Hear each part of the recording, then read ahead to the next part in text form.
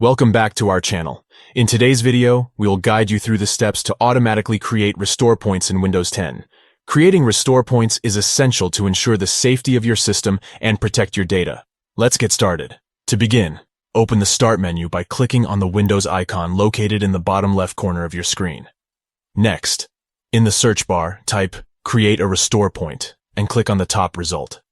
This will open the System Properties page. Within the System Properties page, locate the Protection Settings section and select your primary system drive. Now click on the Configure button to access the Restore Point settings.